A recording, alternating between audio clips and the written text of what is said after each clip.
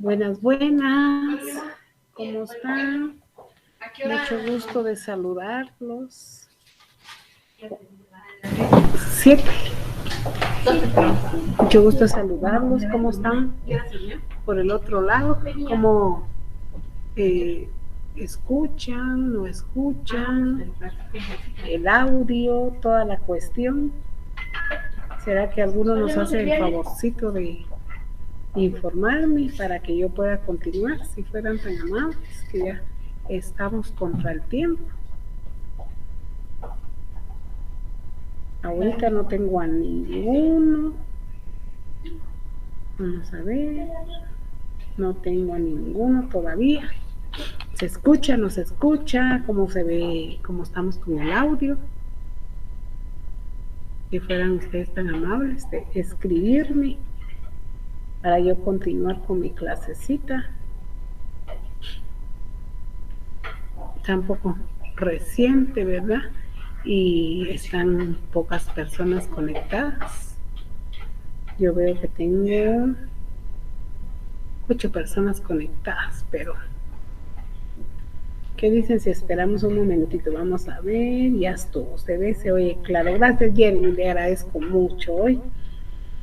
Miren ustedes de que estábamos en un dilema aquí en la conexión de la máquina, porque ahora es otra máquina, total, que ya ven que a uno le cuesta un poquito agarrar el asunto pero ustedes son jóvenes, todo lo pueden hacer, ¿verdad? Tan fácilmente. Pues hoy entramos entonces a platicar con ustedes de la segunda semana de Derecho Notarial 3. Y el tema es un tanto pequeño. Dice que es la forma notarial en los contratos preparatorios, obligaciones previas y posteriores de 2 contratos, promesa de compraventa de bien inmueble al contado y contrato de opción. 2 temas que pareciera que son bien pequeños, pero tienen sus detalles. Me pareció bastante sorpresa hoy abrir mi correo y darme cuenta que Ururan me está pidiendo ya las preguntas del primer parcial. Susto, porque yo siento que acabamos de iniciar el semestre y ya ellos me están pidiendo el segundo parcial. Eso es bueno para ustedes porque ustedes van a pasos agigantados, terminando. Muchas gracias, William y Karen, ya terminando su semestre, su 9º semestre. Y ahí están ustedes a punto de cerrar cursos. Qué alegre, porque en este momento de la vida, qué difícil es poder obtener una carrera con la situación posiblemente económica tan mala que tenemos. Entonces, ustedes son bendecidos, son personas que van a tener un mejor futuro porque están teniendo la posibilidad de estudiar. Y yo sí les suplico que no se queden con lo que el profesor dice, sino ahonden más, porque ya ven que les dije, en marzo iniciamos clases presenciales, así es como se está diciendo, comenté, ¿verdad? Y nada, todo el semestre está planeado para hacerlo de manera virtual. La pandemia sigue, los contagios siguen, entonces vamos a continuar así, y sus privados, ustedes los hacen en la misma forma. Fíjense que cierran cursos ahorita y el otro año de una vez para sus privados, porque iguales se da la clase. Les plantean solamente que ahí les plantean 10 preguntas. Aquí mandamos 5. Y al final, si son 5 clases, son 25. En los privados son 10 preguntas, 50 preguntas al final, ¿verdad? 10 preguntas por clase, 50 al final. Entonces eso les permite a ustedes ir más rápido. Por supuesto que ya les comento todo esto porque ya la parte de profundizar en el tema de estudiar más ya les toca a ustedes, ¿verdad? Ya serían ustedes. El objetivo ahora entonces del tema de hoy es que aprendamos los contenidos programáticos, posiblemente conceptos, definiciones, algunas características, algunas diferencias del contrato de promesa. Que hay contrato de promesa de venta de bien inmueble urbano, rústico, total, no total, y que algunos, como es no total, la pueden confundir con una compraventa a plazos, pero no, fíjense, las diferencias están bien marcadas. Aprender esos contenidos programáticos, qué hacer cuando el cliente le solicita sus servicios, cómo hacer la promesa, cómo explicarle a los clientes las consecuencias jurídicas que puede traer el incumplimiento de la promesa de venta, cómo analizarlo y cómo saber mucho derecho civil para poder hacer este tipo de contratos. Lleva una serie de cláusulas y vamos a ver el ejemplo que nos proporcionan en el libro y vamos a ver pedacitos del ejemplo, ¿verdad? Para poder analizarlo y qué decirle al cliente. ¿Quedamos en promesa o quedamos en un contrato de compraventa por abonos? Un contrato de mutuo hipotecario, en fin, pueden el cliente de lo que les expone a ustedes los pueden confundir y de ahí que pueden tener una gran responsabilidad para ustedes porque tienen la función de derecho notarial, que es la función asesora, ¿verdad? Dentro de los objetivos específicos, saber que estos son contratos preparatorios que dependen de un contrato principal, que estos viven y que el contrato principal depende 100% de este, si no se va a poder hacer una compraventa con hipoteca o no se va a poder hacer una compraventa por abono. Son contratos preparatorios, existen en la vida diaria, van a existir en su bufete, en su oficina, sí, eso se hace a cada rato. ¿Cómo hacer una promesa? Con su introducción, su cuerpo y su cierre. Ese sería un objetivo específico. ¿Cómo hacerla con las tres partes? Las obligaciones previas, instantáneas y posteriores, tanto de esta como del contrato de opción. Y en fin, esos son los temas que nos tocan el día de hoy. Dice que son contratos preparatorios. Su función primordial, dice, es que a futuro se debe celebrar otro contrato diferente, pero entre las mismas partes, con las mismas condiciones o estipulaciones y bajo las mismas advertencias, circunstancias y modalidades.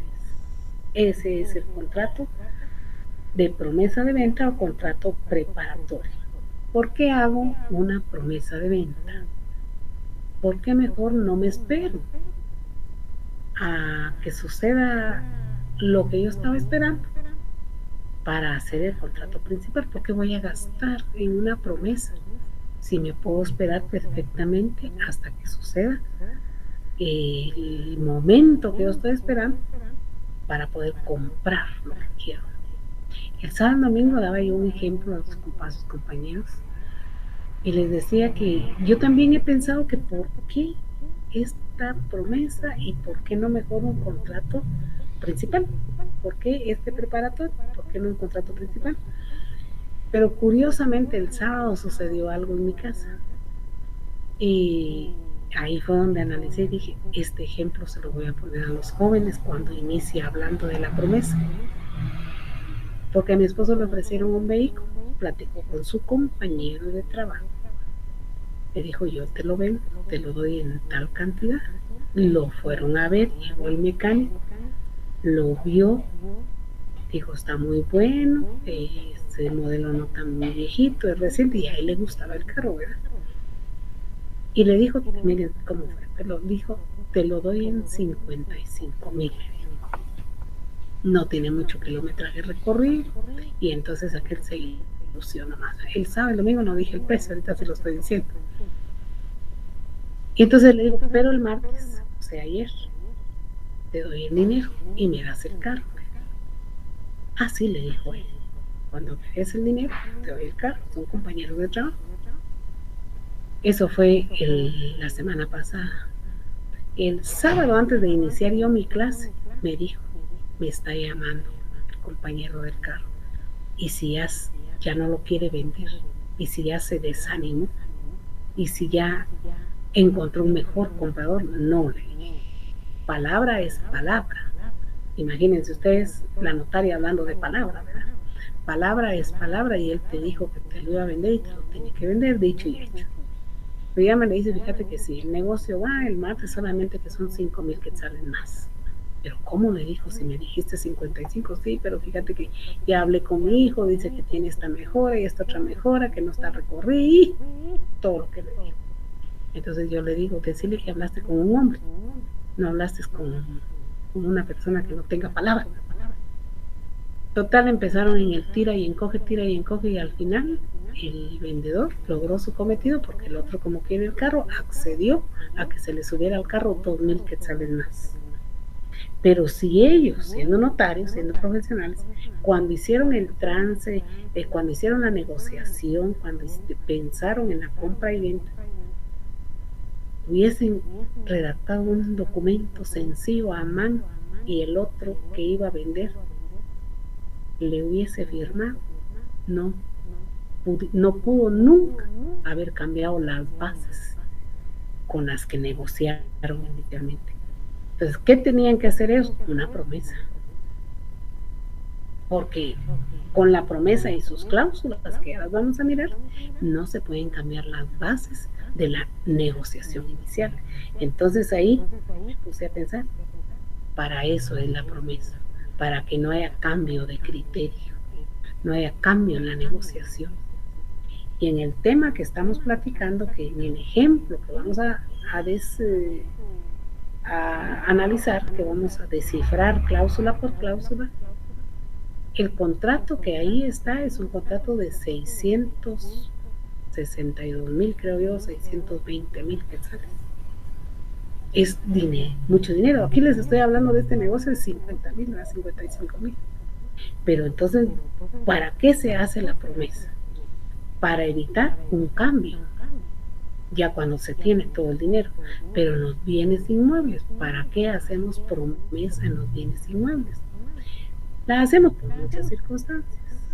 La hacemos porque posiblemente vamos a hacer un préstamo al banco y el banco nos lo va a dar tal fecha, y esa fecha vamos a hacer el negocio principal. La hacemos porque pensamos recibir una herencia, y en tanto tiempo se va a dar lo de la herencia, y en esa fecha vamos a pagar lo que estamos comprando. La hacemos porque posiblemente sea producto de un proceso sucesorio y estamos esperando que se nos declare heredero y que se nos inscriban nuestros derechos en el registro general de la propiedad. La hacemos porque posiblemente el promitente vendedor esté construyendo y sea por ahorita que quiero esa casa, sea obra gris, y ese que me está vendiendo sabe que en 6 meses tiene construida la casa, ¿verdad? Entonces también la podemos hacer por circunstancias por las cuales nació a la vida jurídica estos contratos preparatorios o contratos preliminares. Las hay, y muchas circunstancias que se debe hacer este tipo de contratos para que no haya variación en cuanto a la decisión, en cuanto al pacto que se hizo en relación al precio, a la cosa, al material, a la ubicación. Sí, es mejor hacer este tipo de documentos. Es primordial. Ya les conté la experiencia del sábado. En un abrir y cerrar de ojos cambió el pacto que se había recibido. En cuanto a los contratos estos, los hay dos, ¿verdad? Contrato de promesa de compraventa y contrato de opción. Es un poco diferente el de opción, ¿verdad? Los elementos personales, siempre en la práctica acostumbramos nosotros a colocar el promitente vendedor y promitente comprador. Así se le llama. Curiosamente dice, comparece X persona en el transcurso, dice, de este instrumento público le denominaré promitente vendedor. Y de repente, más adelante, le colocan nombre, ¿verdad? Entonces, así los tenemos como elementos personales. Otra cosa que se debe saber en relación a la promesa es de que hay un plazo para celebrar el contrato principal. Y hay un plazo que lo tiene el Código Civil. Y dice 2 años máximo para celebrar el contrato principal. Pero también en la diapositiva también aparecen los plazos convencionales. El doctor en su libro, que tengo unas hojitas aquí del libro del doctor, él en relación al plazo convencional no está de acuerdo, porque él dice son errores que se hacen al momento de faccionar las promesas. Hay una serie de circunstancias que él menciona que son totalmente arbitrarias e ilegales, dice, al momento de faccionar las promesas de venta. Y una de esas son los plazos. En la práctica, ustedes se van a dar cuenta, cuando ya estén en su bufete, se van a dar cuenta de que generalmente este tipo de documentos rebasan los 2 años, rebasan el plazo legal y muchas veces caemos a un plazo de 5 años, totalmente arbitrario. Ahora yo comentaba que el trabajo del juez de primera instancia civil es complicado en estos procesos, cuando los plazos exceden del establecido en la ley. Porque yo les decía a los jóvenes, ¿qué haría yo como juez de primera instancia civil? Si me llegan con un pleito de que no se logró realizar el contrato principal y sobrepasó el plazo, tenían 5 años y no lo llegaron a hacer, y no actuaron desde el momento para realizar un proceso de obligación de escritura. ¿Qué hago? Pues esperamos el plazo, 5 años esperamos el plazo. Yo tendría mucho que pensar en los elementos del contrato como el consentimiento, porque todo lo sometido en el instrumento público, en el documento privado, todas las condiciones que se pactan y se escriben en papel se deben cumplir. Ayer veía que dice el contrato, estaban peleando por un contrato privado y decía, no los contratantes, decía, por medio de este contrato dejamos constancia, es decir, que renunciamos a cualquier problema que quisiéramos solventar en los tribunales de justicia, y que todo lo suscitado entre nosotros lo vamos a resolver por la vía conciliatoria. Entonces partimos de, pero si dijeron que no querían los tribunales de justicia, ¿por qué nos tocaron a nosotros como tribunal? Desde ahí ya el juez no debió haber conocido. Entonces yo siento que en un proceso civil de esta clase, de incumplimiento de contrato o de reclamo de arras, el juez de primera instancia tiene que hacer un análisis profundo para ver si el contrato decía tal cosa y no se cumplió, o si el plazo excedió, pero había consentimiento para que el plazo se excediera. Entonces son temas bien delicados. Una de las condiciones para hacer los contratos de promesa de compra-venta lo es que se debe hacer en escritura pública, porque estamos hablando, y el programa lo tiene, y se refiere directamente a la compraventa de bien inmueble, a la promesa de compraventa de bien inmueble al contado. Todo lo que se refiere a inmuebles debe constar en escritura pública. El Registro General de la Propiedad no inscribe nada relacionado a bienes inmuebles si no se acompaña el testimonio con su duplicado, o como le llamamos nosotros en la práctica, el primer testimonio con su duplicado, no lo inscribe, sino está en escritura pública. que este documento tiene obligaciones previas, instantáneas y posteriores, sí los tiene. Pero el libro del doctor Neri Muñoz nos señala un poquito que dice que el diccionario del señor Osorio define a la compraventa como el compromiso de contraer una obligación o de cumplir un acto. En el artículo 1674, 1685 está establecido lo relacionado a la promesa de compraventa. Los requisitos. Cuando ustedes vayan a hacer un contrato, lo primero que tienen que hacer, si es un contrato no mercantil, buscar directamente el Código Civil y buscar, sería bueno cuando los contratos sean un poco extraños, que no estén haciéndose diario, que no sean de comunes, buscar un poquito de sentencias de la Corte de Constitucionalidad para ver qué han hecho en relación al tema, ¿verdad? Es bueno antes de hacer cualquier cuestión. De ahí el plazo convencional y lo que tienen que leer, pero de ahí dice el doctor en su libro que la promesa obliga al contrato futuro. De lo contrario, no tendría objeto celebrarse. Dice que la promesa debe inscribirse en el registro de la propiedad cuando se trata de bienes inmuebles o derechos reales. Que existe un plazo legal, dice él, para que se dé el contrato definitivo principal. Pero de ahí dice él, si no se fija plazo o se fija un plazo mayor, se interpretará que es el plazo legal. Ahí está clarísimo él en su libro y dice que si se fija un plazo mayor, se entiende el plazo legal 2 años. Pero ¿qué pasa si yo fijo un plazo de 5 años?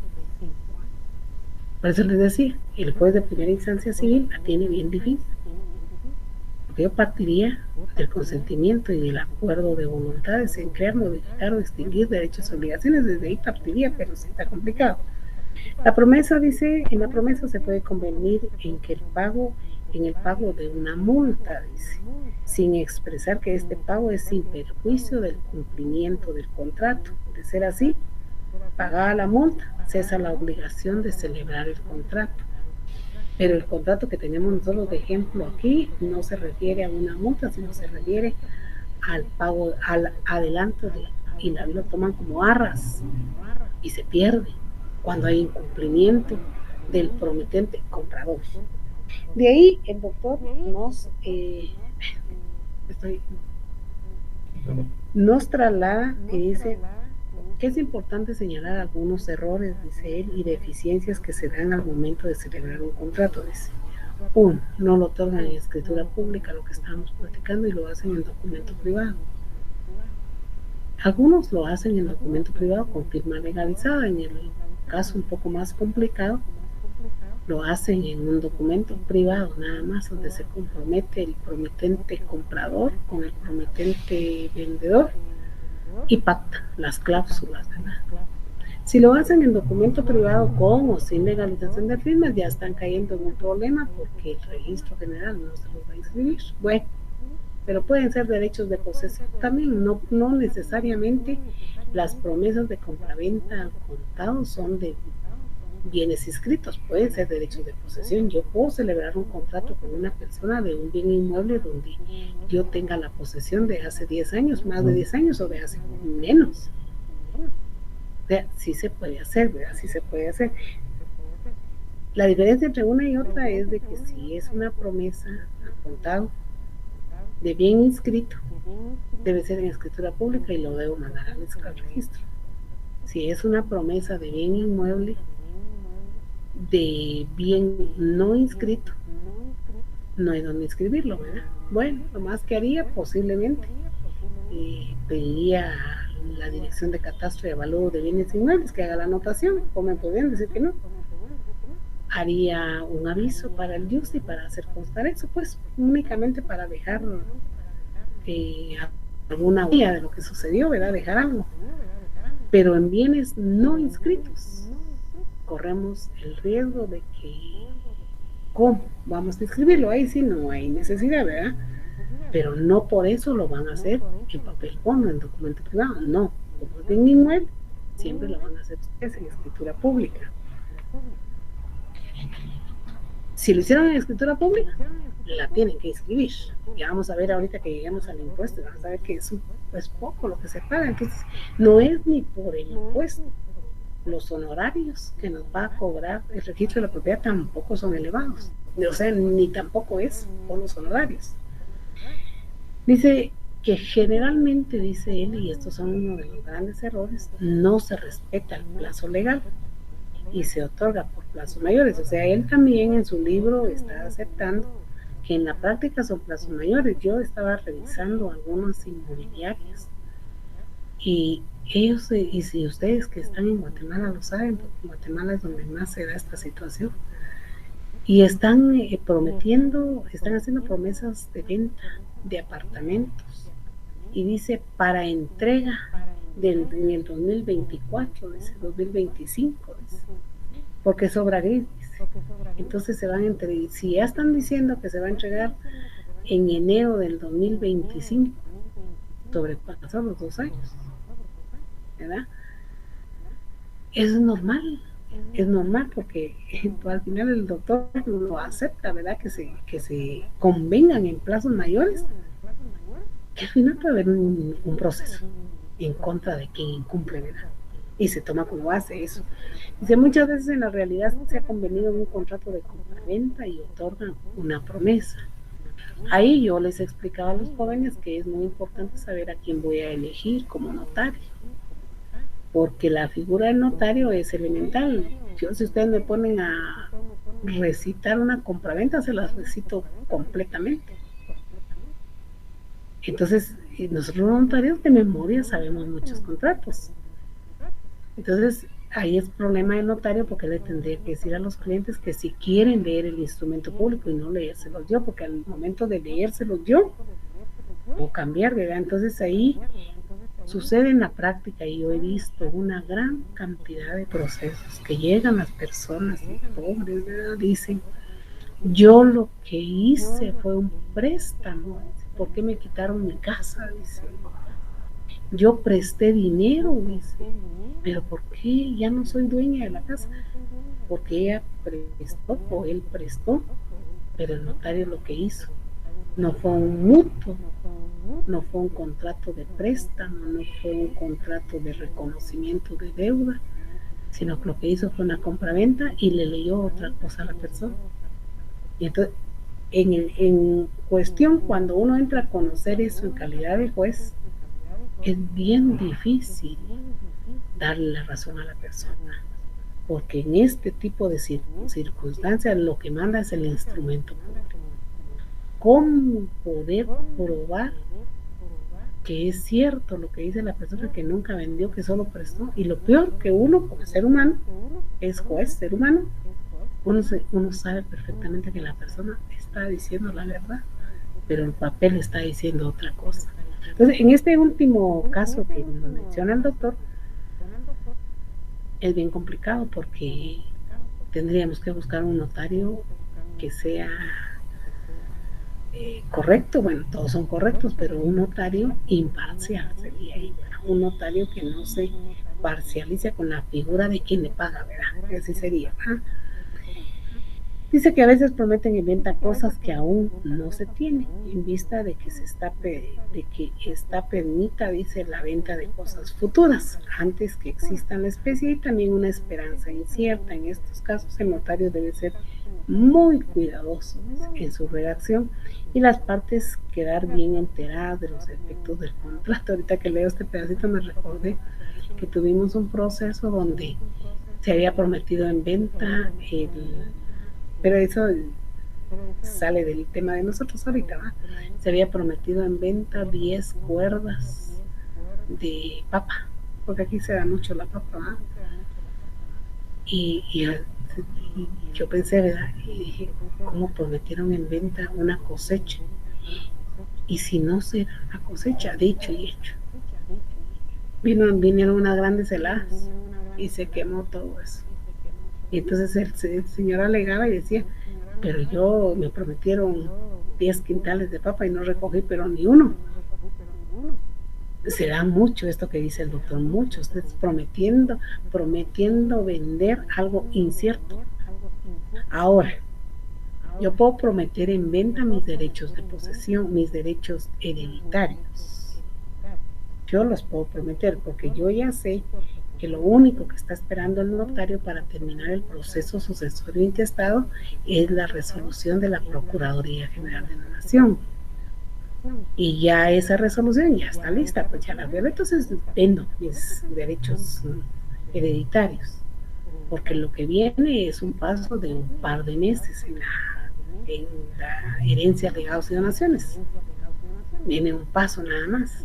Entonces, yo lo puedo prometer en venta. El problema es que la venta esta de los derechos, por eso él dice que debe ser un notario muy cuidadoso al momento de redactar, porque la compraventa de mis derechos de herencia, de mis derechos hereditarios, no la adquiero yo la propiedad en el instante que se me inscribe, sino hay que esperar otros 10 años, igual que la titulación supletoria que también la vimos, para adquirir la plena propiedad, porque ahí dice que hasta que aparezca otro con igual o mejor derecho, dice. Entonces ahí, como él dice, muy cuidadoso para redactar, porque está prometiendo en venta algo que todavía le faltan 10 años para que usted tenga la plena propiedad. Los elementos personales, los elementos reales, la cosa y el precio, los elementos formales, la escritura pública, obligaciones previas. En las obligaciones previas hay que iniciar pensando, analizando y ustedes como futuros notarios reflexionando de que hoy en día es bien difícil que ustedes puedan, no bien difícil, pero sí no lo hay mucho, no lo hay, de que pueda una persona individual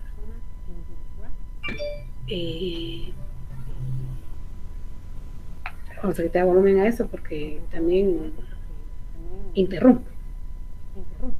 Como está nuestra situación, casi no encontramos personas individuales vendiendo bienes. Generalmente esto ha sido muy tremendo en la capital, en el área metropolitana. En Quetzaltenango ya lo miramos mucho, ya lo vemos bastante. Hemos visto que la figura que aparece en las grandes inmobiliarias son empresas grandes. Guatemala se está llenando de propiedad horizontal, bienes inmuebles, propiedad horizontal.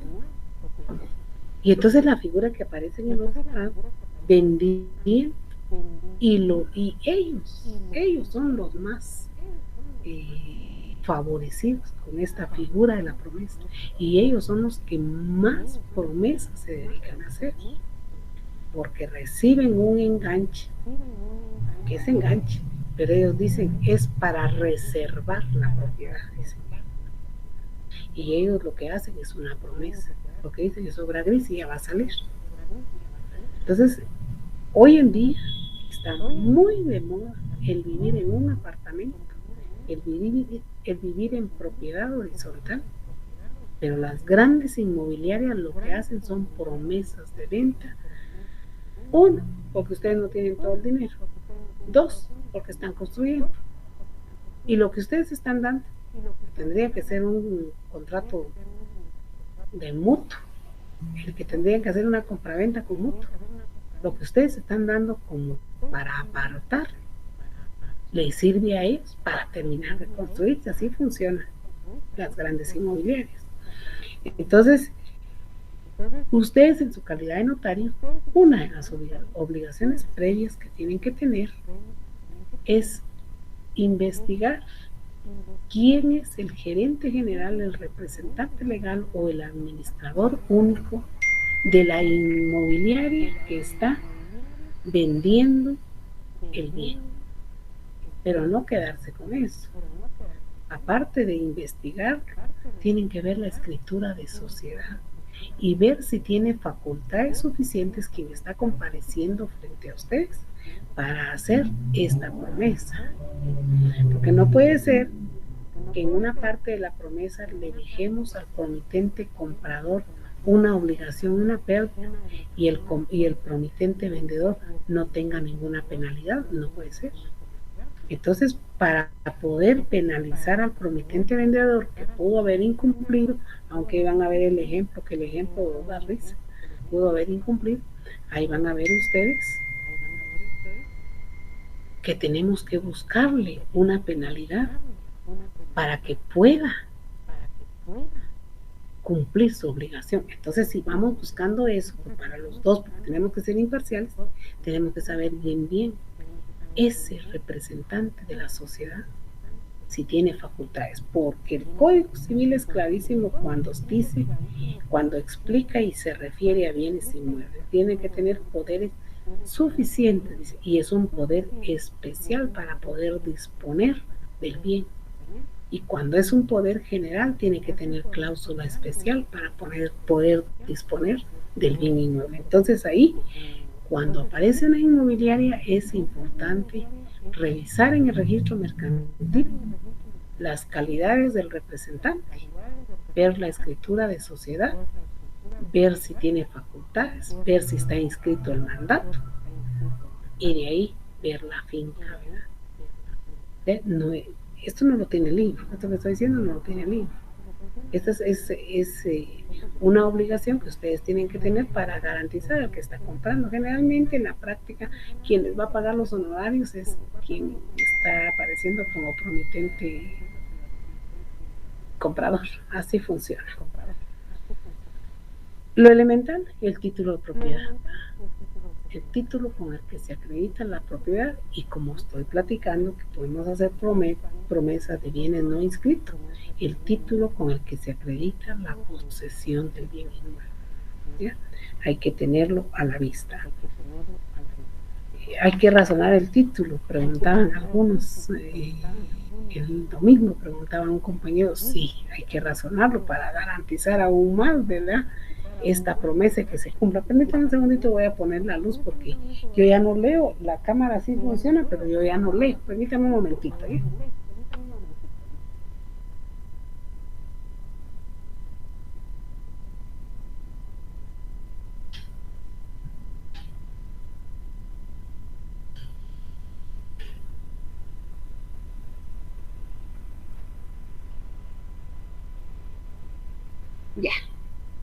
Ya puse la luz. ¿Cómo les fue con el temblorón de anoche? Les cuento que yo aquí ya estoy en San Marcos, ya regresé de vacaciones y sentíamos que se caía la casa. Tremendo, ¿verdad? Bueno, sigamos pues. Lo que decía del título, va a razonar el título, pero esa es una obligación posterior. De ahí que nosotros hemos aprendido en el transcurso de nuestros cursos que hay obligaciones previas, instantáneas y posteriores. Las instantáneas no las tiene el librito. Algunos jóvenes que han hecho algunas tesis sí le colocan obligaciones instantáneas, ¿verdad? Pero nosotros ya sabemos que es, después de todo lo previo y lo investigado que nosotros ya hicimos, es redactar el documento, redactarlo, dárselo a los clientes para que lo lean o leerlo a nosotros, que no lo firme promitente vendedor, promitente comprador, colocar nosotros las palabras ante mí, firmar y sellar. Obligaciones posteriores. La primera obligación posterior tendría que ser razonar el título. Sería la primera obligación posterior. Razonar el título para agarrar al que nos está vendiendo y que ya no pueda disponer del bien bajo ninguna circunstancia. Redactar el testimonio especial para dar cumplimiento al artículo 37 de su Código de Notariado en relación a enviar el testimonio especial al Archivo General de Protocolo. Es elemental, si usted no lo manda, recuerde que viene una sanción. Pero si aún llegando su trimestre usted ha incumplido con mandar su testimonio especial, la sanción más triste que hay es que va a salir usted inhabilitado en el listado aquel que compartieron algunos alumnos, a veces lo comparten, ahorita ya viene marzo, yo creo que lo vamos a compartir, en abril lo vamos a compartir todavía, sale usted inhabilitado y tienen problemas salir inhabilitado. Ven ustedes que ahorita se está gestando, ya el lunes se vence la fecha para entrega de expedientes para participar para ser fiscales generales. Todos pueden ser, todos los que tengan el perfil pueden ser. Ahí hay un requisito muy simpático que quiero que lo miren. Uno de los requisitos dice no tener sanciones, dice, en el archivo general de protocolos. Y salen unos, o sea, está muy buena la cosa, porque cuando sale ese gran listado de sanciones es porque no cumplieron con el artículo 37. Estos sancionados no pueden participar para fiscal general, pero como vienen otras elecciones, viene el procurador general, viene el contralor, no, porque nosotros no somos de números, ¿verdad? Pero puede ser que vengan, si nosotros no terminamos este periodo y eligen, pero ya viene el otro periodo y posiblemente ustedes puedan participar, pero si viene y ya viene como requisito no haber sido sancionado por el archivo general de protocolos y usted incumplió con su testimonio especial, ya sale sancionado, entonces no va a poder participar. Y así es como viene con muchos eventos en donde con esas advertencias ya no se puede participar. Últimamente salió una convocatoria el año pasado para auxiliar fiscal 1. El auxiliar fiscal 1 solo tiene que tener, el 1 creo, no sé, pero uno de los auxiliares fiscales solo tiene que tener pensión cerrado de derecho. Pero los requisitos, ahí venían unos requisitos. ¿Y de dónde se trajeron esos requisitos? Pero el auxiliar fiscal 2, que es abogado, uno de los requisitos venía que no haya sido sancionado por el Archivo General de Protocolos. Entonces el artículo 37 en derecho notarial para ustedes es elemental. Por eso en derecho notarial yo cuando di mis clases presenciales fui muy exigente con mis alumnos, demasiado exigente con mis patrons y tal vez hasta llegué a caer mal con muchas promociones que saqué de sede central. Pero fui muy exigente porque en la práctica se pierden tantas cosas y llega a salir uno sancionado por no ser uno cumplido con estos temas. La otra obligación posterior que tiene aquí, que tenemos que también dar cumplimiento, es el extender el testimonio o primer testimonio, como le llamamos, para su inscripción en el Registro General de la Propiedad con su respectivo duplicado. Al testimonio hay que colocarle un timbre de 50 centavos para que el Registro General de la Propiedad pueda hacer la razón de la inscripción. Impuestos. El testimonio especial ya lo sabemos, hemos platicado tanto con ustedes en relación al testimonio especial y se recuerdan ustedes de que platicamos del 2 por millar, platicamos también de nunca menos de un quetzal ni mayor de 300 quetzales. Les cuento que había un proyecto por ahí donde estaban diciendo 2 por millar del precio hasta lo que sea, que no haya tope, 300 quetzales, que no haya tope, sino que sea completo, 2 por millar, si son 300,000, 600 quetzales, quiten los 300. Había un proyecto por ahí, opuso un gran grupo de abogados, se opuso a ese proyecto y otro grupo decía, pero en ese caso nosotros vamos a pagar, si el que va a pagar es el cliente, decía otro grupo. Al final se quedó un poquito en el olvido esto y les cuento que hay un frío tremendo, se quedó un poquito en el olvido y qué bueno, ¿verdad? Porque el que resiste es el cliente, ¿verdad? Porque el cliente es el que tendría que pagar.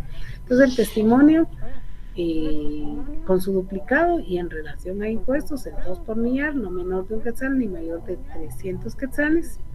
Y el testimonio que el impuesto, que según aquí dice el doctor, en que está en el decreto 3792 del Congreso de la República, dice él, que esta es la ley del timbre fiscal y papel sellado especial para protocolos, el impuesto es de 50 centavos, 50 quetzales. Quiere decir que si usted va a tener como rey, pero no hacerlo en protocolo, por el impuesto, por lo no hay, ¿verdad? Porque impuesto elevado no es. Impuesto elevado dice 50 quetzales. De ahí que se confunde mucho la promesa, dice, con la compraventa, eso ya lo platicamos un poquito. Ya les dije que las dos son diferentes. Aquí en la diapositiva yo tengo diferencias, que dice las dos compraventas suelen confundirse, pero son dos actos jurídicos diferentes. Promesa de compraventa y compraventa a plazo. La promesa de compraventa contiene obligaciones de hacer, que principalmente es la de comprar por parte del promitente comprador y de vender por parte del promitente vendedor, ambos en un determinado momento o cuando se dé el inconveniente, cuando se dé el fin por el que se decidió hacer la promesa, o sea, cuando se cumpla lo que no estaba en ese momento de la compraventa, ¿verdad? Dice que la compraventa a plazos contiene obligaciones de dar, que es la de transmitir el dominio o propiedades, pero eso es otro tema, va la compraventa a plazos. Viendo entonces estas circunstancias, en sus diapositivas yo coloqué el contrato de compraventa y el usufructo vitalicio. Voy a platicar del usufructo vitalicio en unos cuantos minutos y después desciframos el contrato de promesa que tenemos como ejemplo, que está en su página 33 del libro. El usufructo vitalicio lo hemos platicado por unas preguntas que hicieron los compañeros. Yo también creo que hablé con ustedes hace 8 días del usufructo. Este es un tema que es el gravamen que recibe un único que tiene un bien inmueble o que soporta un bien inmueble, y es muy bueno porque el usufructo vitalicio lo que hace es no dejar que el dueño del bien lo venda, lo done o haga lo que quiera sin tener la autorización de la figura del usufructuario. Generalmente los padres, cuando vendemos a nuestros hijos, porque de repente que vendemos, ¿verdad? De repente que no donamos, cuando vendemos a nuestros hijos, generalmente tomamos la decisión de gravar el bien inmueble con usufructo vitalicio, esto para no permitirle al hijo que lo venda, ¿verdad? Sin la autorización de nosotros.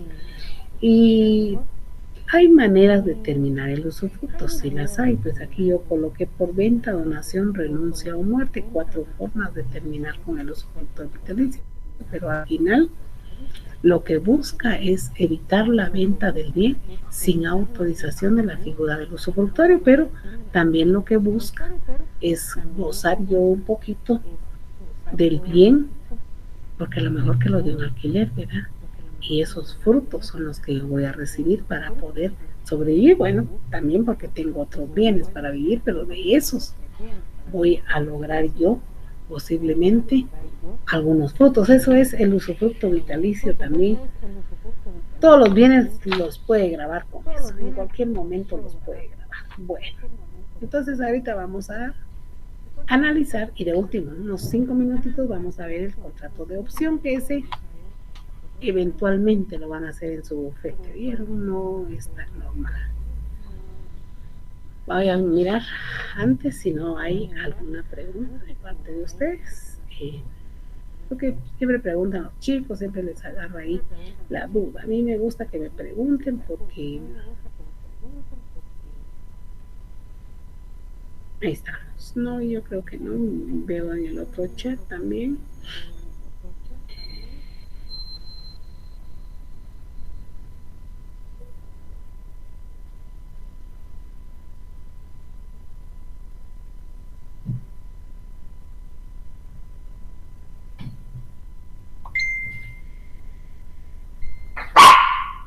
Miren, este perro me asustó. Bueno, Pancho, se llama Pancho. Pancho, quédate quieto, Pancho. Bueno, les cuento lo del vehículo. Les conté lo del vehículo, ¿va? Ahorita había un mensaje. Ya se hizo el negocio, pero le subieron 2,000 quetzales. Porque no hicieron promesa. Lo hubieran hecho. El vendedor no tenía cómo subirlo. Pero estoy viendo que ya lo hicieron. Bueno, dice el doctor número 1. Así como todos los instrumentos públicos en la ciudad de Guatemala, el día tal de 1900, ante mí, fulano de tal, notario, comparecen los señores, X señores, con sus 6 datos de identificación, tal y como hemos platicado, a quien en el presente instrumento le denominaré promitente vendedor. Y por la otra parte comparece X persona con sus 6 datos de identificación, a quien en el presente instrumento le denominaré promitente comprador. Y ahí se va el contrato, hasta ahí vamos perfectos con el contrato. De ahí dice el contrato, por el presente instrumento, dice, como notario, dice, doy fe de conocer a los comparecientes, que los comparecientes aseguran ser de los datos de identificación personal anotados y que se encuentran en el libre ejercicio de sus derechos civiles, dice. Así dice, así. La redacción, les digo que la redacción es decisión de ustedes. La redacción, quitamos la bulla de aquí. El notario tiene libre forma de redactar, solamente que debe cumplir con lo que establece la ley, nada más. Entonces él hace ver, algunos notarios un poco colegiados antiguos dicen de palabra y en español manifiesta, es válido. Otros notarios, los que comparecen firma, saben leer y escribir, pero ellos colocan la impresión digital. ¿Está mal? No, no está mal. No lo pide la ley, pero lo pone, pero tampoco afecta, ¿verdad? Entonces es cuestión. Dice, promesa de compraventa de inmueble de conformidad con las cláusulas siguientes. Primera, manifiesta la señora que es propietaria y hace ver que dicho inmueble tiene todos los beneficios o todas las formas para poder vivir. Segunda, la segunda vamos a ir despacio, dice. Manifiesta la vendedora, dice, que promete en venta a favor de la promitente y compradora el inmueble identificado en la cláusula anterior. En la promesa se incluye todo cuanto de hecho y por derecho corresponde al bien. Si el bien tiene un lugar donde hay oro, hay plata, ya no es problema de, ya dijo todo cuanto de hecho. Tercera, dice, declara las comparecientes, dice, que se someten a las siguientes estipulaciones. Plazo. El plazo de la promesa para otorgar la escritura traslativa de dominio es de 2 meses. Ahí estuvo cabal. Contados a partir de la presente fecha, quiere decir a partir de la fecha que se está haciendo el instrumento público, ¿va? El precio, dice. El precio del inmueble prometido es de 620,000 quetzales. Vamos bien, 620,000 quetzales. Arras. La promitente compradora entrega en calidad de arras. Preguntaban qué eran las arras, pero aquí dice, para garantizar el cumplimiento del presente contrato, dice, 62,000 quetzales. Esto es como quien dice, para amarrar el contrato, para que no se me vaya el contrato. Escrituración, dice. El vencimiento del plazo de la presente promesa al vencimiento del plazo de la presente promesa se otorgará la escritura pública, dice, de dominio, traslativa de dominio, y se pagará el precio del inmueble abonado, dice así, dice aquí, ¿verdad? Abonado a la cantidad entregada en calidad de arras. O sea, si dio 62,000, el resto lo va a pagar cuando se otorgue la escritura y le van a descontar lo que había dado, ¿verdad? Lugar de pago, dice, convienen en el lugar de pago. Cuarta, dice, La promitente vendedora, dice, hace constar de manera expresa que sobre el inmueble descrito no existen gravámenes, anotaciones y limitaciones que puedan afectar los derechos de la otra parte, y el notario les advierte de las responsabilidades en que pueden incurrir si lo que dicen no es cierto, dice, obligándose a otorgar la escritura traslativa de dominio libre de gravámenes, anotaciones y limitaciones, ¿verdad? Los derechos de posesión, cuando yo salgo heredera hoy, tiene limitación porque la ley establece que deben transcurrir otra cantidad de años para tener yo la propiedad. Por eso que el doctor dice que deben ser muy cuidadosos, porque esto que yo estoy diciendo lo deben colocar en la escritura, si así fuera el caso, ¿verdad? Si así fuese el caso, lo deben colocar en la escritura. Quinta, conviene a las otorgantes que en caso de incumplimiento la promitente vendedora, dice, a otorgar la escritura traslativa de dominio, llegado el plazo convenido, se podrá acudir ante el juez, dice, competente, para que en su rebeldía otorgue la escritura traslativa de dominio. El fin de semana preguntaba una compañerita que se había hecho un negocio, decía ella, de promesa, que se había decidido en cuanto a plazo y toda la cuestión que aquí estamos platicando, pero que la promitente vendedora se había ido del país y que no había quien otorgara la escritura. Otra compañerita decía que se había hecho la promesa, pero que la promitente vendedora no quería firmar la escritura principal, o sea, la escritura, bueno, no sería accesoria, principal sería a la promesa. En el primer caso, si se había ido del país, podía mandar un mandato con facultades suficientes para que se hiciera el contrato original. Podía ser. En el segundo caso, que no quería, había que iniciar un proceso de obligación de escritura sobre la base de este testimonio. Por eso que dice el doctor, el testimonio, por favor, inscríbalo, porque ya con la razón registral ya está más seguro, ¿verdad?, que un papel bond. ¿Qué hacer con un papel bond, verdad? Entonces se le puede pedir al juez de primera instancia que en su rebeldía firme la escritura, ¿verdad? La escritura es muy simpática, yo creo que tengo una creo que hice nada más. Es larguita porque va a la resolución judicial, va a la resolución donde él firma, ¿verdad? Sexta, dice, en caso de incumplimiento de la promitente compradora, dice, para acelerar el contrato, pierde la cantidad entregada en arras. Imagínense este contrato que estamos hablando de 620,000 quetzales, que dio el 10%, porque para garantizar que que esta señora no se arrepintiera o no cambiara de posición, no cambiara de las bases en las que pactar, la señora dio 62,000, pero si no entrega el resto, pierde los 62,000. Ese es el problema de cuando se pacta eso. Arras, leíamos en otra parte del libro, una multa, decía, ¿verdad? Lo tomaba como multa. Se colocará una multa que al final puede ser perdida, pero no siempre puede ir esto en el contrato. Si usted es un notario imparcial, debe pensar que si la promitente compradora tiene algún problema y no logra reunir la cantidad de dinero, que encima que no va a hacer el negocio, va a perder lo que dio. Es como usted de notario es imparcial y lo que está escrito en el documento, como hay consentimiento, tiene validez, porque allá adelantito vamos a ver qué dice, cómo se queda amarrado.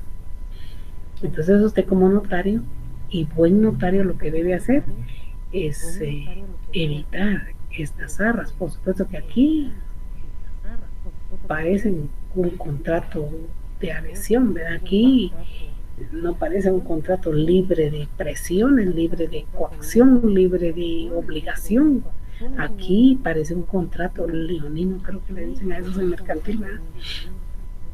Parecen como aquellos contratos que donde vamos a comprar los celulares, ¿verdad?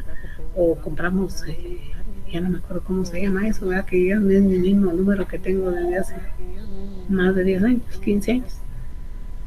pero uno va y le dan ese formulario con esas letritas chiquititas y al final saber qué le ponen a uno ahí. Uno lo que quiere es la línea, el aparato y uno firma. Uno no debe caer en eso. Uno debe hacerles ver para que las cosas caminen mejor. Yo no colocaría las arras. Colocaría posiblemente una pequeña penalización, pero no todo eso, ¿verdad? Al final, esta pobre resulta perdiendo, ¿verdad? Dice, por su parte, dice la señora declara, dice, sería la promitente compradora que en los términos relacionados acepta expresamente la promesa que se hace. Las otorgantes aceptan en lo que a cada una corresponde, dice el presente contrato. Doy fe de lo expuesto. Tuve a la vista los documentos relacionados, el título de propiedad, así como la obligación relativa a la inscripción registrada, que leo lo escrito a las otorgantes, quienes enteradas de su contenido, objeto, valor y demás efectos legales. Ahí viene el problema. La ratifica, acepta y firma. Firman las dos. Desde ese momentito se sometieron a todas las cláusulas.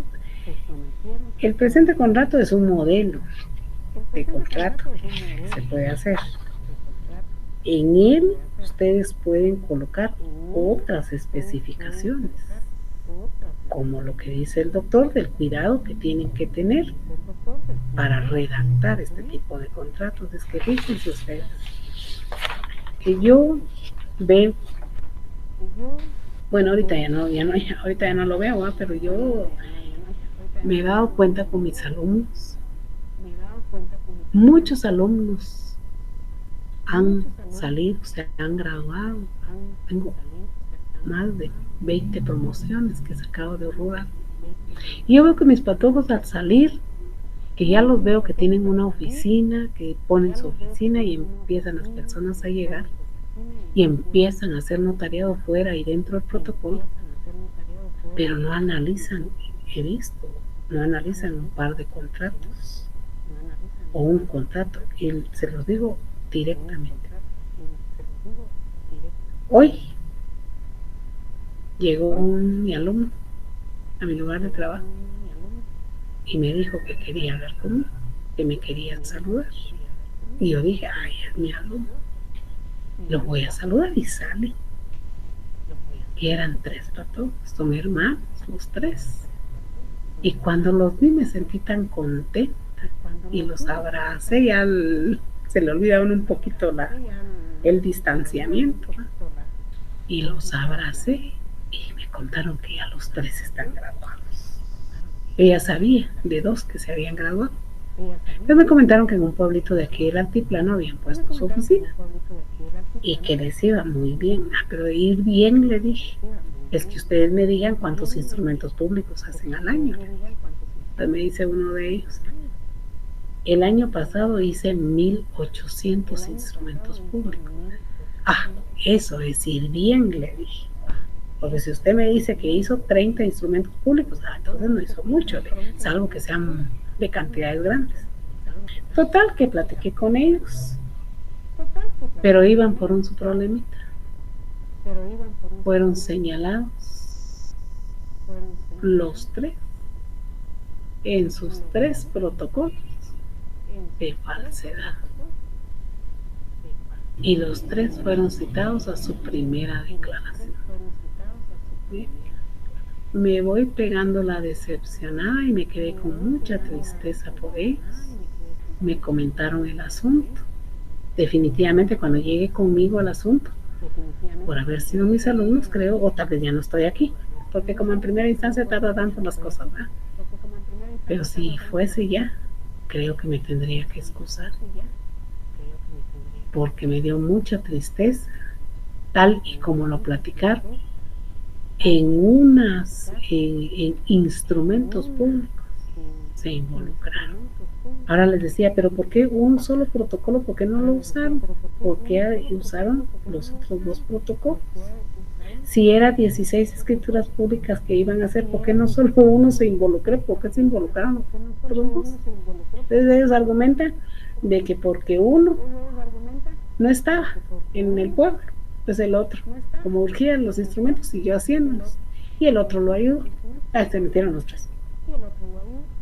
Hay un gran problema ahí de falsedad. Entonces, por eso tal vez el doctor hace la advertencia que al momento de hacer este tipo de instrumentos ustedes tienen que ser muy cuidadosos. Él da un formato, pero ustedes pueden colocar todas las cláusulas. En el tema que estaba diciendo de mis derechos hereditarios que prometo en venta,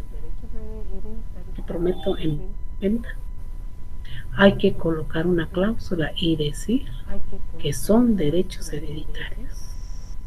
¿Por qué? Bajo solemne juramento yo me comprometo que si apareciese uno con igual o mejor derecho, le devuelvo el dinero a la persona. Me protejo yo como notario, protejo a la pobre que está comprando y le advierto a la que está vendiendo que no es nada más de vender así por así. Hay que tener cuidado. Entonces, compañeros, terminamos entonces en el tema de que la promesa de venta las hay para hacer cada día. Esas son las que más hay ahorita, porque muchas inmobiliarias están vendiendo a largo plazo. ¿Por qué? Porque lo que usted da para reserva, lo que usted da como enganche, lo que usted da como porcentaje, 10%, 20%, a las inmobiliarias les sirve para terminar de construir y en el plazo que pactaron les entregan el bien. Esta es una compraventa eminentemente cortada. Y a mí me la van a dar en $500,000, yo voy a dar 100,000 ahorita y en 2 años tengo que entregar los 400,000. Si lo voy a pagar por los 400,000 en 5 años, ya no es este contrato que vimos hoy, ya es otro tipo de contrato. Lo vimos hace 8 días, es otro tipo de contrato. Esos son los temas, los amargos temas de la promesa de venta. Y por último, rapidito, para que ustedes no tarden. Y ya se recuerdan que yo con ustedes siempre los dejo. El sábado también he optado por terminar unos 5 o 10 minutos antes, porque dice que les dan poquito tiempo para el almuerzo, ya me he explicado. El domingo también he optado por terminar unos minutitos antes, para evitar que, para apoyar a que vayan ustedes a descansar un poquito. Y hoy tienen otra clase después de la mía, ¿verdad? Por último está el contrato de opción. En el contrato de opción lo vamos a ver un poquito más profundo cuando veamos el contrato de arrendamiento. El contrato de arrendamiento, hay muchos lugares, muchas empresas que dan en arrendamiento con opción de compra. Este es un contrato de opción de compra. Dice que es un contrato accesorio de otro, como por ejemplo el arrendamiento. La aceptación expresa del beneficiario es la que da validez al acto. Dice, no se pueden ceder los derechos si no se ha establecido esa condición de manera expresa. Los elementos personales, promitente y beneficiario y optante. Los elementos reales, el otorgamiento del contrato a futuro. Los formales, este es por escrito, este de opción sí lo he visto en papel bond. Pero si ustedes lo quieren hacer en instrumento público, tampoco hay nada que se los prohíba. Tiene obligaciones previas, instantáneas y posteriores. El contrato de opción de compra, contrato de arrendamiento con opción de compra, son aquellos lugares donde le dicen, bueno, son $1,000 mensuales de arrendamiento, pero 800 los podemos dejar como arrendamiento y $200 para abonarlo. Ahí se rompe el plazo y eso no lo piensan las inmobiliarias, porque dicen, y $200 mensuales que se van a un fondo y se queda para que en 5 años, si usted revisa y ve que tiene cuánto tiene guardado, mes a mes $200, usted decide si me lo compra o deshace el negocio o no se lleva a cabo el negocio. Muchos apartamentos los alquilan en esas circunstancias. Arrendamiento con opción de compra, porcentaje para el arrendamiento, porcentaje para la compra. ¿Qué pasa? Y lo hacen por escrito. ¿Y qué pasa si al llegar los 5 años que se pactaron, esos 200 que va dejando cada mes para la compra, usted ya no puede comprar el apartamento? El contrato es clarísimo y dice, los pierde. Los pierde. Yo compré mi apartamento hace muchos años, hace unos, y mi hija tiene 28 años, hace unos 28 años, 29 años. Compré un apartamento en la colonia, usted es de Guatemala, ¿no la conoce? La colonia Justo Rufino Barrios, zona 21. Yo hice un contrato de arrendamiento con opción de compra. Pagábamos, hace todos esos años, pagábamos como que 100 y pico de quetzales. Ya de último me acuerdo que se pagaban 700 quetzales de renta, pero eran 500 de la renta y 200 con la opción de compra. Y les cuento, cuando la señora me dijo, mire, hagamos cuentas, yo tenía en la compra, en la opción de compra, tenía 100,000 quetzales. 100,000 quetzales. Ay, mire que quise agarrar al perro, ese me fue. Tenía 100,000 quetzales. Y entonces me dijo ella, mire, ya no le voy a vender. Decidí no venderlo porque yo voy a regresar a Guatemala y no tengo dónde vivir. Y ni 100,000 quetzales, me dije. Usted está fallando. Se los voy a devolver, me dijo. Eso fue hace como unos 18 años tal vez. Y me los devolvió. Los 100,000 quetzales fueron a parar al Banco de Comercio, les cuento. Y de ahí se los llevaron, pero los recuperé. Y los guardé en el Banco del Café. Ahí desaparecieron, pero los recuperé. Y entonces compré mi casa. Enganché mi casa con los 100,000. Yo hice un contrato de arrendamiento con opción de compra, pero en este caso la que me estaba vendiendo fue la que ya no quiso que se hiciera el contrato final, porque al final el apartamento me lo iba a vender en 125,000 quetzales y yo le iba a dar solo 25,000 quetzales. ¿Funcionan los contratos de arrendamiento con opción de compra? Sí, funciona. Solamente que hay que pactar mitad, pienso yo que hay que pactar. Si son $1,000 mensuales, hay que pactar 500 de arrendamiento y 500 de la opción de compra, porque cuando ya termina el plazo, ustedes logran ver que tienen una buena cantidad, ahí sí que adelantada, y entonces es poco lo que van a dar. Lo hay en la calle, hay muchos negocios inmobiliarios que se dedican a dar así los apartamentos. Sí, los hay.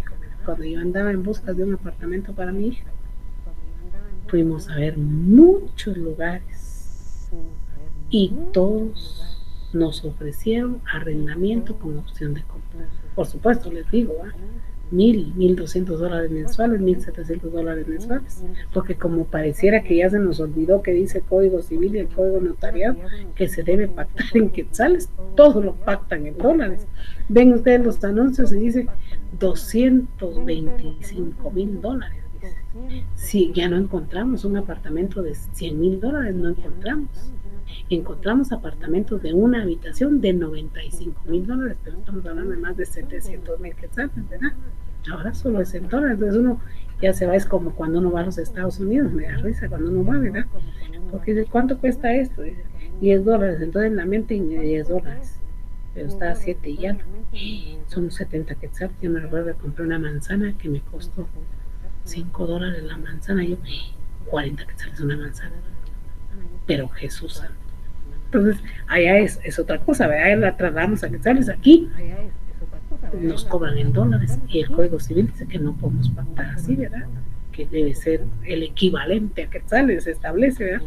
De último aparecen 5 preguntas en la clase del día de hoy. Las 5 preguntas, ya les comenté, ¿verdad? Al inicio les comenté que Rural me pidió ya el primer parcial. Las voy a colocar, posiblemente no las 5, pero sí posiblemente unas 2 o 3 les voy a dejar. Esto para pedirles que por favor las respondan, las analicen posiblemente sean completas como las tengo aquí, posiblemente le agregué un poquito o le quité un poquito, pero sí quisiera que las respondieran. Ay, vieran que les dije a los chicos que les iba a mandar en política criminal, que les iba a mandar su temario para que lo leyera, no lo hice. Voy a tratar de mandarles, tal vez no. El problema que tengo es que dice que no nos tenemos que salir tanto del tema, ¿verdad? Pero como yo los estoy mandando a ustedes a que lean el libro y los estoy mandando a estudiar más de los temas, posiblemente les pueda hacer una buena cantidad de preguntas. Voy a ver si las encuentro. Hacérselas, extraer de ahí las preguntas para mandarlos. Yo tengo hasta el 27 de febrero, la otra semana, para mandar el primer parcial. Entonces voy a hacer todo lo posible de mandárselas porque para que ustedes las lean y que me respondan estas, que ya que están en las diapositivas las vayan analizando. Fíjense que dice razonar el título de posesión o propiedad del inmueble que se promete en venta es una obligación posterior. Yo hablé de los derechos de posesión aquí con ustedes y les dije que la promesa se puede dar en derechos de posesión. Una obligación posterior. Está sencilla, ¿verdad? Sí, ¿verdad? Así se puede. Sanción pecuniaria dice que se impone al notario a no inscribir una promesa de compraventa de bien inmueble. Este tema lo platicamos y dijimos cosas que no se deben hacer, según el doctor, cosas que no deberían hacer los notarios.